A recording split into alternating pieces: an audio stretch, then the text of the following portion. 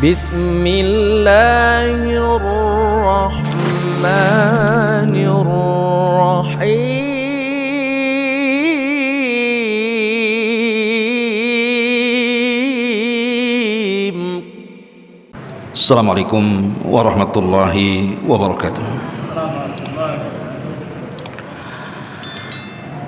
Bihamdillahi wassalatu wassalamu ala rasulillah wa ala alihi wa sahbihi wa mawalah wa la hawla wa la quwwata illa billahi wa ba'du. Alhamdulillah, di malam ini kita bisa duduk kembali di majlis ilmu di Masjid Nidaul Ilmi. Salawat dan juga salam kita hadiahkan kepada Rasul kita Nabi besar Muhammad sallallahu alaihi wa ala alihi wasallam. Ma'asyiral muslimin yang dimuliakan Allah Subhanahu wa taala, tema di malam hari ini kita akan membahas tentang pentingnya istiqomah di permulaan tahun Hijriah. Ma'asyiral muslimin yang dimuliakan Allah Subhanahu wa taala, Anas bin Malik radhiyallahu an meriwayatkan sebuah hadis dari Nabi sallallahu alaihi wasallam, sayati alaikum zaman walladzi ba'dahu syarru minhu. Akan datang zamannya kepada kalian bahwa yang setelahnya dipastikan lebih buruk dibandingkan sebelumnya. Artinya zaman semakin jauh dari Nabi sallallahu alaihi wasallam dipastikan lebih buruk daripada sebelumnya. Dan itu diperlukan dengan istiqomah. Apalagi di zaman sekarang yang namanya syubhat itu betul-betul menyambar-nyambar setiap akidah dan agama manusia. Belum lagi syahwat yang dipertontonkan setiap hari dan menggoda iman setiap manusia. Tentu keduanya sangat bahaya, baik syubhat ataupun syahwat. Dan kita tahu bahwa syubhat itu pendorongnya adalah syaitan. Adapun syahwat itu pendorongnya hawa nafsu. Syubhat ini merusak agama, tapi kalau syahwat itu merusak akhlak. Dan dalam kehidupan, agama dan akhlak itulah yang memperbaiki manusia. Sebab kalau seandainya hanya bagus pada agamanya, tidak bagus pada akhlaknya, tidak baik juga dia. Ataupun sebaliknya, dia baik akhlaknya, bejat pula agamanya, makin rusak dia. Makanya kemudian harus digabungkan antara agama dan akhlak ini. Dengan cara apa? Dengan cara kita menekan syubhat dan syahwat tadi. Ma'asyiral muslimin yang dimuliakan Allah Azza wa Jalla, makanya pembahasan malam ini kita akan membahas seputar pentingnya istiqomah. Di dalam Al-Quranul Karim, Allah Subhanahu wa taala berfirman, innal ladzina qalu rabbuna Allah thumma istaqamu tatanazzalu alaihimul malaikatu alla takhafu wa la tahzanu wa abshiru bil jannati allati kuntum tu'adun.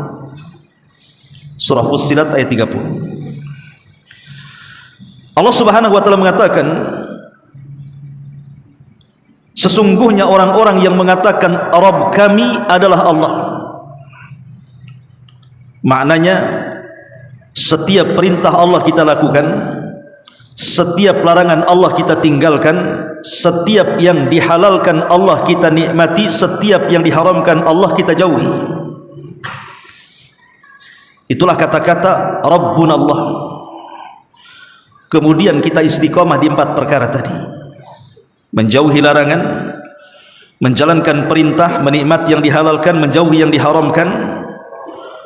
Maka Allah Subhanahu wa taala katakan, tatanazzalu alaihimul malaikatu alla takhafu wa la tahzanu. Maka malaikat akan turun di saat detik-detik wafatnya, kemudian membisikkan di telinganya, jangan takut akan perkara yang akan datang, dan jangan bersedih akan perkara yang kau tinggalkan, dan berbahagialah akan sorga yang Allah janjikan. Wa abshiru bil jannati allati kuntum tu'adun. Ayat inilah yang mendasari pentingnya istiqomah. Ma'asyiral muslimin yang dimuliakan Allah Azza wa Jalla, sebelum saya menjelaskan tentang makna istiqomah, sebab-sebab bagaimana kita bisa istiqomah, untuk merangsang pembahasan kita akan membahas dulu apa sih thamratul istiqomah ini. Buah daripada istiqomah itu apa? Apa hasilnya kalau kita istiqomah ini? Yang pertama, dukhulul jannah. Tentunya sebab terbesar orang masuk ke dalam surga. Jadi istiqomah adalah sebab orang terbesar masuk ke dalam surga. Sebagaimana ayat yang tadi saya baca, surah Fussilat ayat 30 tadi. Wa abshiru bil jannati allati kuntum tu'adun. Maka malaikat akan membisikkan di telinga orang yang istiqomah itu, berbahagialah dengan surga yang telah Allah janjikan kepadamu. Maka buah istiqomah adalah sebab terbesar orang masuk ke dalam surga. Ini yang pertama. Kemudian yang kedua, yudhilluhumullahu fi dhillihi yawma la dhilla illa dhilluh. Dia akan mendapatkan naungan di hari yang tidak ada naungan kecuali naungan arasy Allah Subhanahu wa taala. Kapan itu? Saat mereka berada di padang mahsyar, matahari didekatkan 1 mil di atas kepala. Maka orang-orang yang istiqomah itu akan dipisahkan dari orang-orang itu, kemudian Allah akan berikan naungan sehingga dia tidak akan tersengat matahari. Dan itu disabdakan dalam sebuah hadis yang dikeluarkan Imam Bukhari. Kata Nabi SAW, sab'atun yudhilluhumullahu fi dhillihi yawma la dhilla illa dhilluh. Ada 7 kelompok, 7 manusia yang Allah akan berikan naungan kepada mereka di hari yang tidak ada naungan kecuali naungan Allah. Siapa mereka? Al-imamul adil, imam yang istiqomah dalam keadilan. Seorang pemimpin yang istiqomah dalam menegakkan keadilan. Yang kedua, wasyabun nasya fi ibadati rabbih, dan anak muda yang istiqomah tumbuh di atas ibadah kepada Rabbnya. Kemudian yang ketiga, wa rajulun qalbuhu mu'allakun fil masajid, dan seorang laki-laki yang hatinya istiqomah terkait dengan masjid. Maknanya dia istiqomah menjaga salat yang 5 waktu secara berjamaah bagi laki-laki. Kemudian yang keempat, warajulani tahabba fillahi ijtama alaihi wa tafarraqa alaihi. 2 orang yang saling cinta karena Allah, berkumpul karena Allah, berpisah juga karena Allah. Artinya dia istiqomah memupuk kecintaannya karena Allah Subhanahu wa taala. Kemudian yang kelima, wa rajulun talabathu imra'atu dzata mansabin wa jamalin faqala inni akhafullah. Seorang laki-laki yang diminta oleh seorang wanita yang memiliki jabatan dan kedudukan serta kecantikan, kemudian mengajak berzina, dan dia katakan saya takut kepada Allah Subhanahu wa taala. Artinya dia istiqomah menanamkan rasa takut di hatinya. Kemudian yang keenam, wa rajulun tasaddaqa bi shadaqatin fa akhfaha hatta la ta'lama shimalahu ma tunfiqu yaminu. Seorang laki-laki yang bersedekah kemudian disembunyikan tangan kirinya sehingga tidak tahu apa yang diinfakkan tangan kanannya. Maknanya dia istiqomah di atas keikhlasan dan istiqomah jauh daripada riya. Dan yang terakhir, wa rajulun dzakarallaha khaliyan fafadat ainah. Seorang laki-laki yang mengingat Allah dikala sendirian, akhirnya dia meneteskan air mata. Artinya orang yang istiqomah di atas keikhlasan. Jadi 7 orang ini, mereka adalah manusia yang beristiqomah kepada Allah Subhanahu wa taala, maka balasannya mereka akan mendapatkan naungan di hari yang tidak ada naungan kecuali naungan Allah Subhanahu wa taala. Ini yang kedua. Kemudian yang ketiga, al-busyra indal maut. Kabar gembira yang Allah anugerahkan di saat kematian. Sebagaimana ayat Fussilat ayat 30 tadi, di mana orang-orang yang istiqomah itu saat detik-detik wafatnya, malaikat akan turun dan membisikkan di telinganya, jangan takut, maksudnya takut akan perkara yang akan datang dari alam kubur, dari padang mahsyar, dari neraka. Jangan takut. Allah takhaf wala tahzanu, jangan sedih. Artinya jangan sedih apa yang kau tinggalkan. Dengan kematianmu kau tinggalkan anakmu, istrimu, suamimu, hartamu. Jangan sedih, semua sudah dijaga oleh Allah Subhanahu wa taala. Jadi orang-orang yang istiqomah itu saat wafatnya akan mendapatkan kabar gembira dari Allah Subhanahu wa taala. Ini yang ketiga. Kemudian yang keempat, as-sabatu 'alad din. Orang yang istiqomah biasanya dia punya kemantapan dalam agama. Jadi orang yang istiqomah itu dia punya kemantapan dalam agama. Makanya satu hari Sufyan Ats-Tsaqafi radhiyallahu anhu bertanya kepada Rasulullah, "Haditsni bi amrin a'tasimu bihi ya Rasulullah, ceritakan kepadaku dengan perkara yang aku bisa berpegang dengannya." Faqala Rasulullah sallallahu alaihi wasallam, "Qul rabbi Allah tsumma istaqim." Katakan Rabbku Allah, istiqomah di situ. Kemudian yang kelima, orang yang istiqomah akan mendapatkan kehidupan yang indah di dunia. Sebelum akhirat, di dunia Allah berikan kehidupan yang baik. Allah Subhanahu wa taala berfirman dalam surah An-Nahl ayat 97, "Man 'amila salihan min dzakarin aw untha wa huwa mu'minun falanuhyiyannahu hayatan thayyibah." Barang siapa yang istiqomah senantiasa beramal dengan amalan yang saleh dan dia beriman, baik dari kalangan laki-laki ataupun perempuan, maka akan aku berikan kepada mereka kehidupan yang baik. Tidak mesti kaya, tapi Allah cukupkan kehidupannya. Kemudian yang nomor 6, istiqamah ini mendatangkan tuma'ninatul qalbi, mendatangkan ketenangan hati, dan itulah kebahagiaan yang hakiki, ketenangan hati. Kenapa? Karena orang yang istiqamah itu hatinya senantiasa terpaut dengan Allah Azza wa Jalla, ada hubungan antara dia dengan Allah, makanya hatinya akan lapang. Dan yang terakhir, orang yang istiqomah tentu akan dicintai manusia, dihormati manusia, baik kecil ataupun besar, karena dia memuliakan Allah Subhanahu wa taala, maka Allah muliakan dia di dunia. Al jaza min jinsil amal, bahwa balasan itu disesuaikan dengan amalannya. Makanya ketika kemudian Allah Subhanahu wa taala mencintai hamba-hamba yang istiqamah dalam sebuah ibadah, maka balasannya Allah Subhanahu wa taala akan memanggil malaikat Jibril.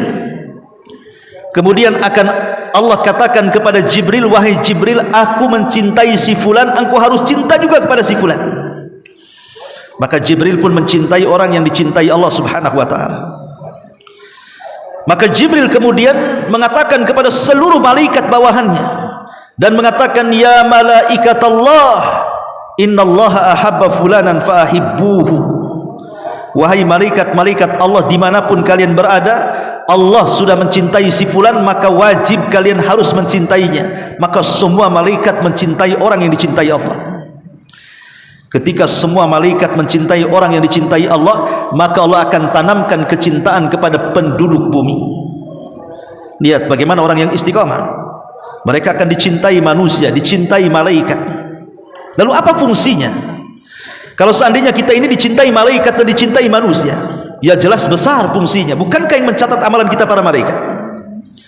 Kalau malaikat senang dengan kita, tidak mungkin dia mencatat kecuali yang baik-baik. Tidak mungkin dia mencabut nyawa kita kecuali dengan cara yang baik, karena mereka sudah mencintai kita.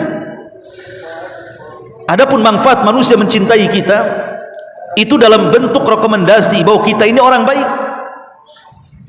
Dalam sebuah hadis Nabi SAW pernah bersabda kepada jenazah yang lewat di hadapan para sahabat, lewat satu jenazah, semua manusia memuji dia. Kata Rasul, wajabat lahul jannah, jenazah ini dipastikan masuk surga. Besoknya datang lagi jenazah, semua manusia mencaci maki dia. Kata Rasul, wajabat lahun nar, ini jenazah yang kedua ini dipastikan masuk neraka katanya. Artinya bahwa persaksian manusia di dunia ini menjadikan kita masuk surga. Lah ini adalah buah daripada istiqamah, ikhwan.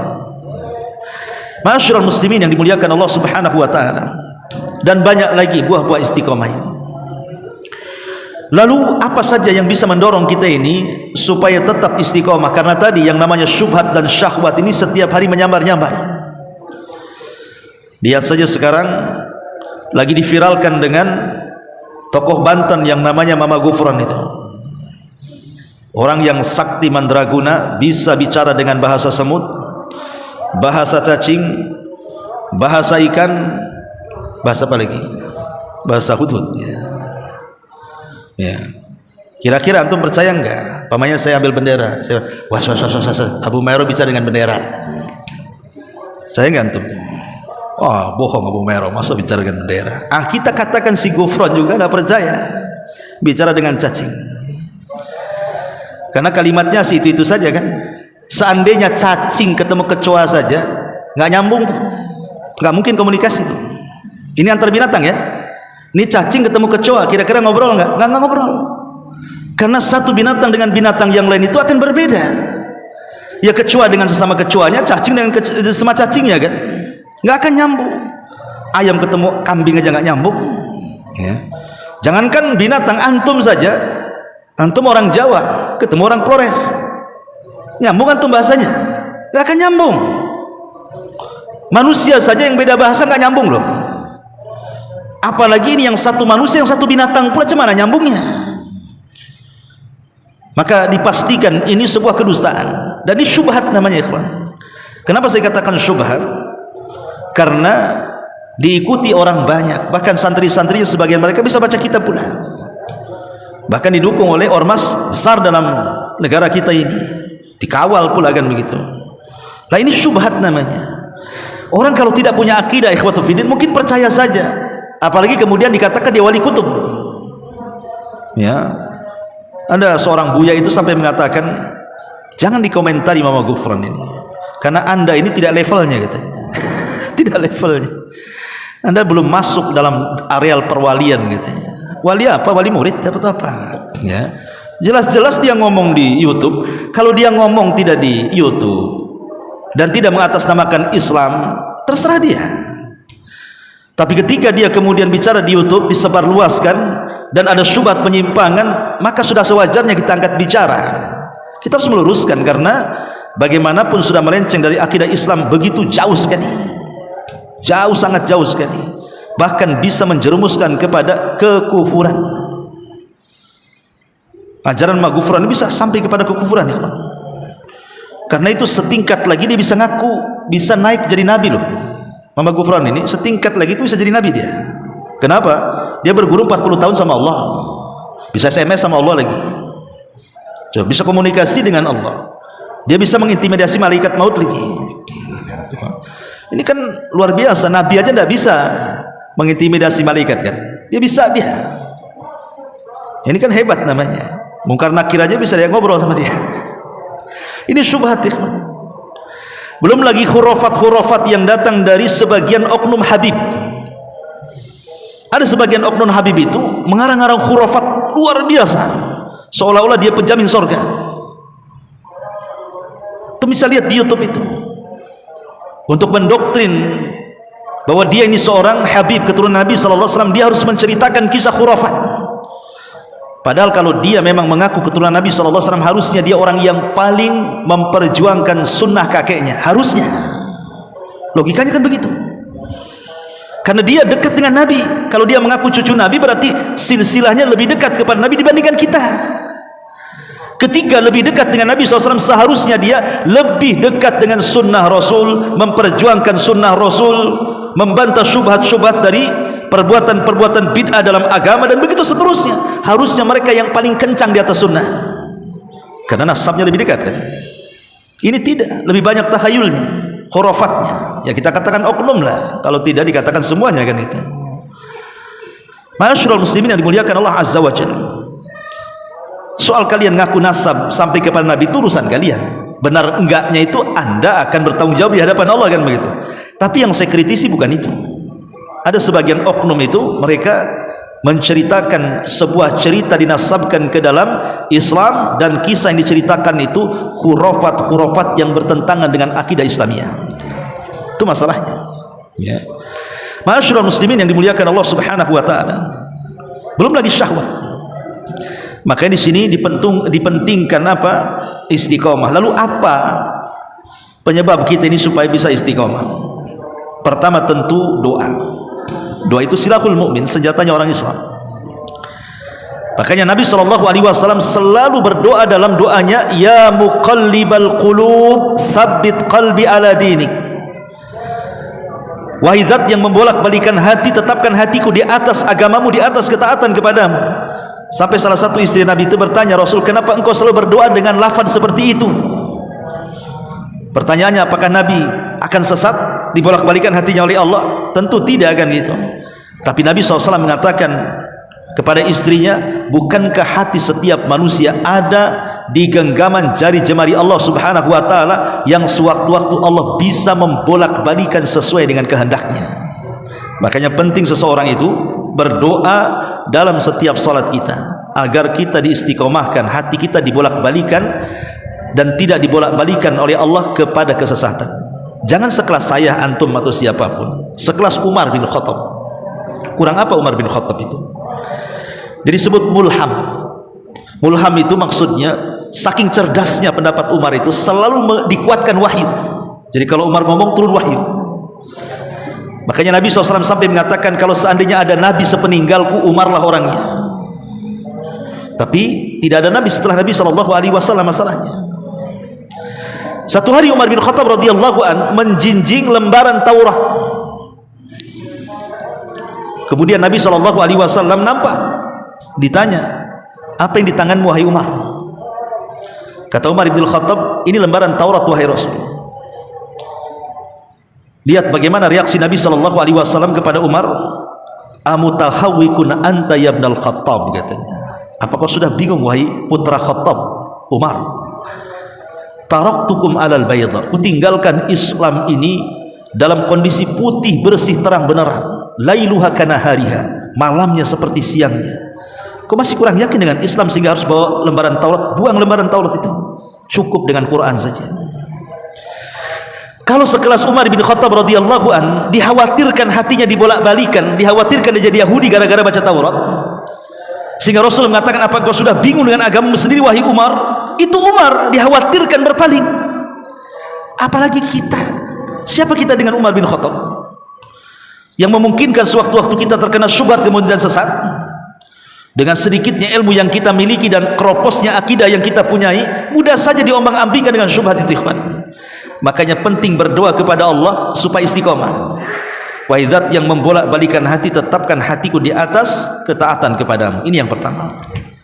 Yang kedua, al-iktsar minat ta'ati, perbanyak melakukan ketaatan kepada Allah Subhanahu wa taala. Makanya Nabi SAW adalah manusia yang paling mengajarkan bagaimana cara istiqomah. Apa kata Rasul? Khairul a'mal adwamuha wa in qalla. Sebaik-baik amal itu adalah yang sederhana tapi terus-terusan dilaksanakan. Ini konsep istiqomah namanya. Sebab kalau seandainya saya antum memborong seluruh agama, antum amalkan, agama akan mengalahkan kita. Bukan kita yang mengalahkan agama, agama yang akan mengalahkan kita.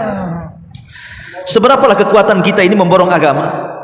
Antum melakukan semua sholat sunnah dalam sehari semalam, antum melakukan semua puasa sunnah dalam sebulan, antum amalkan semua zikir dan doa sehari semalam. Siapa yang tahan, ikhwan? Mungkin antum tidak bisa bekerja karena beribadah terus, kan? Nggak tahan. Contoh saja antum puasa sunnah lah, antum borong nih Senin Kemisnya, puasa Dawudnya, Ayamul Bidnya umpamanya. Siapa yang tahan? Sampai kapan? Atau antum borong sholat sunnahnya, witirnya, duhanya, rawatibnya, tahiyatul masjidnya, sholat sunnah wudhunya, sholat sunnah mutlaknya, macam-macamnya gitu dalam sehari semalam. atau dalam sebulan atau 2 bulan, nggak akan tahan, pasti kita akan tumbang. Makanya ada penyesalan di raut Abdullah ibn Amr ibn As radhiyallahu anhu. Abdullah ibn Amr ibn As ini kan di masa mudanya dia pakar puasa, pakar baca Quran, pakar ibadah, sampai akhirnya Nabi SAW menasihati, jangan menghatamkan Quran setiap malam, tapi hatamkanlah Quran sebulan sekali. Kata Abdullah ibn Amr bin As, saya bisa kurang daripada itu. Kata Rasul, kalau begitu sepekan sekali. Kata Abdullah, saya bisa kurang daripada itu. Dia nawar kita sama Nabi, termasuk juga puasa. Setelah dia tua, Abdullah ibn Amr ibn As ini baru paham maksud Nabi. Setelah dia tua, dia tidak sanggup mengamalkan apa yang diamalkan di waktu muda. Artinya kan tidak istiqomah jadinya kan. Tapi kalau kita ambil amalan sederhana di waktu muda, maka sampai tua pun kita bisa melaksanakannya, karena amalan itu bisa dilakukan orang tua dan anak muda. Itu maksudnya. Itulah konsep dari Nabi SAW, khairul a'mali adwamuha wa in qalla. Sebaik-baik amal itu yang terus menerus walaupun sifatnya sederhana. Maka itulah konsep Nabi SAW di dalam menjaga keistiqomahan. Ini yang kedua. Kemudian yang ketiga, di antara hal-hal yang bisa menjaga keistiqomahan kita adalah talabul ilmi. Teruslah kita menuntut ilmu. Ilmu itulah yang menjadikan kita istiqomah. Dan futur dari majelis ilmu itu menjadikan kita jauh daripada istiqomah. Orang kalau terus hadir di majelis ta'lim, kalaupun mungkin sekarang kan Allah mudahkan nih dengan adanya medsos kan, antum bisa menambah ilmu bukan hanya di majelis ta'lim saja, antum di rumah bisa dengar YouTube dengan berbagai macam ustaz-ustaz sunnah yang ada di berbagai macam daerah, bahkan negara, kita bisa akses lewat YouTube tuh. Selain antum hadir di majelis ta'lim, antum juga bisa menambah ilmu kan lewat medsos itu, baik dengan alat elektro cetak, membaca dari internet, ataupun mendengar dari YouTube dan yang semacamnya. Orang kalau terus-terusan istiqomah di atas ilmu, ikhwan, maka ilmu itu yang akan menjaga keistiqomahan kita. Yakin. Makanya antum lihat orang yang berilmu dengan orang jahil itu beda. Beda, orang berilmu dengan orang yang jahil itu sangat beda sekali. Contoh sederhana saja, antum duduk di majelis ta'lim dengan antum duduk di majelis konser. Pamannya di mana di sini? Anggap saja di Marina tuh ada konser dangdut. Antum duduk di situ. Kemudian ada pengajian daurah di mana? Datangkan ustadz yang bagus-bagus. Antum duduk di tengah-tengah daurah. Itu rasanya beda ya kawan. Karena yang satu majelis main-main, yang satu majelis akhirat kan. Itu satu kali duduk saja sudah rasanya beda. Kenapa? Karena al-arwahu junudun mujannada. Namanya ruh itu, kata Rasul, dia akan bersatu bersama yang ada sesuai dengan dia, atau dia dengan seragamnya bahasanya. Ruh itu akan bersama seragamnya. Orang yang sudah ngaji, dia tidak suka dengan orang yang tidak ngaji. Dengan secara fitrahnya itu seperti itu jadinya kan. Dia tidak suka tuh. Orang yang biasa ngaji sunnah umpamanya kan, jangan dengan orang yang tidak ngaji, dengan pengajian yang lain yang mungkin menyesatkan saja kita sudah tidak suka, sudah ada gitu ya, karena ada hidayah di situ. Makanya talabul ilmi itu jalan yang paling besar juga kita ini istiqomah. Kemudian yang keempat ini juga tidak kalah pentingnya adalah musahabatus salihin, berkawan dengan orang-orang yang baik, orang-orang yang saleh, yang seakidah dengan kita. Sebab kalau antum berkawan dengan ahli bid'ah, dengan orang-orang yang sesat, dengan orang-orang yang mendakwahkan dakwah yang menyimpang, lama-lama antum terpengaruh tuh. Makanya kenapa para ulama itu keras jangan duduk-duduk bersama mereka kan, orang-orang yang bersyubhat itu. Karena syubhat itu menyambar-nyambar masalahnya. Ingat kisah yang pernah saya ceritakan, Imran ibn Khittan, ulama ahli sunnah wal jamaah, pakar hadis dunia di zamannya, ulama salaf. Imran ibn Khittan ini, Imran ibn Khittan ini tertarik dengan seorang gadis sangat cantik. Dia putri daripada pamannya. Masalahnya satu keluarga pamannya itu berakidah Khawarij. Kawan-kawan Imran ibn Khittan sesama para ulama ini menasihati jangan kau nikah dengan dia karena keluarganya Khawarij. Apa kata Imran ibn Khittan? Enggak apa-apa. kalau saya menikah dengan dia, aku akan tarik semuanya kepada ahli sunnah. Niatnya bagus kan? Dia merasa ujub dengan ilmunya. Menikahlah Imran ibn Khitan dengan gadis itu. Belakangan dia yang tertarik jadi khawarij gitu. Padahal ulama dunia.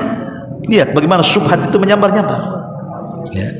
Jangan lagi sekelas Imran ibn Khitan. Di zaman Rasul ada namanya, saya lupa namanya, pokoknya ujungnya Al-Unfuah, aduh lupa nama. Tapi memang riwayatnya lemah sih, lemah riwayatnya, tapi ini dicantumkan dalam kitab sejarah, kita ambil ibrahnya saja ya. Jadi dia itu adalah orang yang pernah menghatamkan bersama Rasul surah Al-Baqarah. Rajal ibn Unfuah, ayo saya ingat, Rajal ibn Unfuah. Tapi sekali lagi ini riwayatnya lemah ya, kita ambil ibrah dari ceritanya saja. Jadi Rajal ibn Unfuah ini adalah seorang sahabat yang ikut bermajlis bersama Nabi dan menghatamkan surah Al-Baqarah di hadapan Nabi SAW. Di akhir-akhir sebelum wafat Nabi SAW terjadi fitnah, munculnya nabi-nabi palsu. Ada Musailamah Al-Kadzab di Yamamah, ada Al-Aswad Al-Ansi, ada Tulaiha, ada Saja. Pokoknya ada sekitar 6 orang mengaku Nabi di akhir-akhir wafatnya Nabi SAW, sebelum wafatnya Nabi SAW ya. Jadi Nabi SAW meminta Rajal ibn Unfuah ini mengirim surat kepada Musailamah Al-Kadzab menasihati, karena Musailamah Al-Kadzab ini ada yang mengatakan dia masuk Islam tapi pura-pura masuk Islam kemudian murtad, kemudian ngaku Nabi di Yamamah dan diikuti orang-orang Yamamah. Pengikutnya paling banyak di antara semua nabi palsu di zaman itu. Di tengah jalan Rajal ibn Unfuah ini kan bawa surat dari Nabi tuh, terdengar bahwa Nabi SAW meninggal dunia. Ketika Rajal ibn Unfuah sampai kepada Musailamah Al-Kadzab, disembunyikan suratnya. Entah apa masalahnya, Rajal ibn Unfuah ini tiba-tiba berdialog 4 mata dengan Musailamah Al-Kadzab. Kesimpulannya, Musailamah adalah penerus kenabian Nabi SAW. Lihat, entah Musailamah itu ngasih jabatan, entah ngasih uang, wallahu alam, tapi Rajal ibn Unfuah tiba-tiba membenarkan bahwa Musailamah Al-Kadzab adalah nabi penerus Nabi SAW. Akhirnya kemudian diserang oleh Abu Bakar Siddiq radhiyallahu an. Pasukan Musailamah Al-Kadzab terdesak sampai masuk ke sebuah kebun, maka kebun itu kemudian dikepung oleh para sahabat. Maka kisah kematian Musailamah Al-Kadzab ini dikenal dengan Hadiqatul Maut, namanya kebun kematian. Termasuk Rajal ibn Unfuah mati di situ, sul khatimah. Lihat, seorang sahabat Nabi kan menghatamkan surah Al-Baqarah dengan Nabi, bisa murtad, ikut Musailamah Al-Kadzab pula kan gitu. Tapi sekali lagi ceritanya lemah kan gitu. Tapi siapapun bisa terjadi, sahabat juga manusia. Makanya ketika Ibnu Hajar Al-Asqalani mendefinisikan makna sahabat itu, orang yang melihat Nabi SAW beriman dengan Nabi dan mati di atas agama Nabi walaupun dia sempat murtad kemudian balik ke Islam. Ya kan, ada kata-kata gitu definisi sahabat itu. Kata Al-Hafidz Ibnu Hajar dalam kitabnya Al-Isabah ya. Ma'asyiral muslimin yang dimuliakan Allah Azza wa Jalla, intinya bahwa ketika seseorang salah berkawan, maka ini akan melunturkan istiqomah. Sempat saja kita berkawan dengan ahli bidah, dengan orang-orang yang cara berfikirnya menyimpang dari Islam, penuh dengan khurafat, penuh dengan tahayul, lama-lama kita ini akan terikut, ikhwan. Sehingga ada peribahasa, berita hoax itu kalau terus-terusan diberitakan, lama-lama dibenarkan. Syubhat itu kalau terus disambar-sambar, lama-lama kena juga kita ya.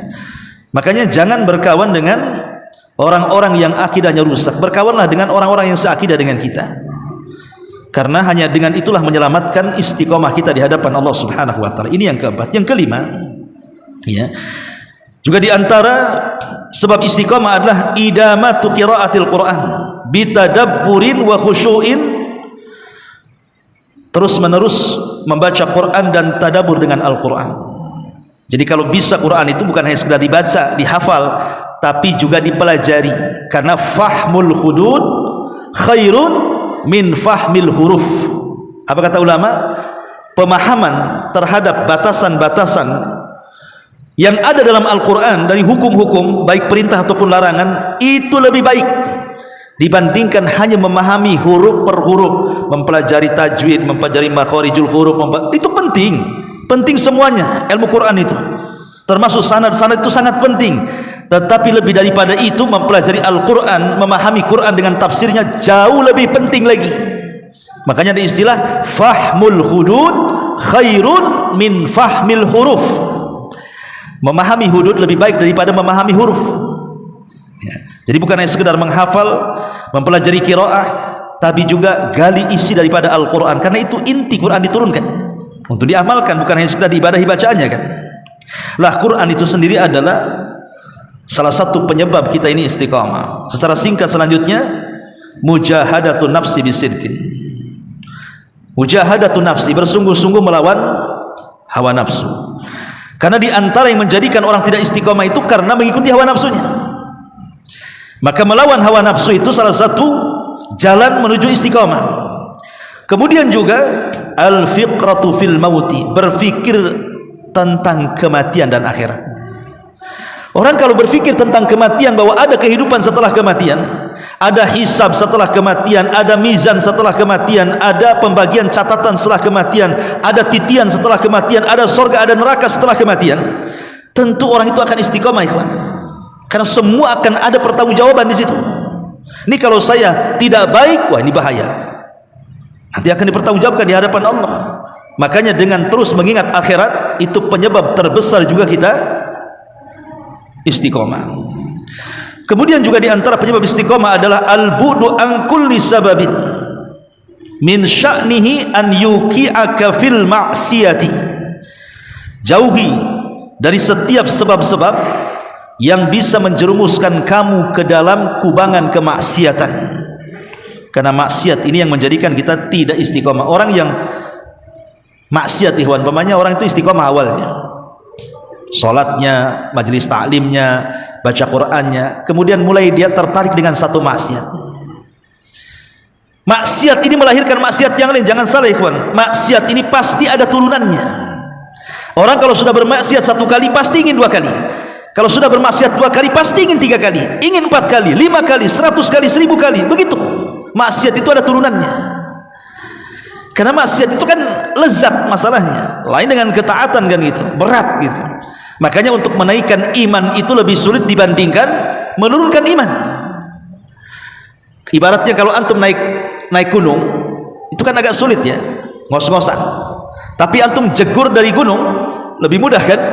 Tuh lompat aja. Ya, dari gunung udah sampai ke bawah. Kalau orang jegur ke neraka itu lebih mudah, ikhwan. Nggak perlu sekolah untuk masuk neraka itu. Apa ada untuk sekolah S1 S2 masuk neraka? Masuk neraka lu nggak perlu sekolah. Tapi masuk surga itu perlu sekolah. Perlu belajar, ada ilmunya. Makanya jangan sampai kemudian maksiat ini menjadikan penyebab hilangnya istiqomah. Ini juga di antara sebab istiqomah. Kemudian juga di antara sebab istiqomah adalah ma'rifatu khutuwatis syaitan lil hadari minha, mengetahui langkah-langkah setan.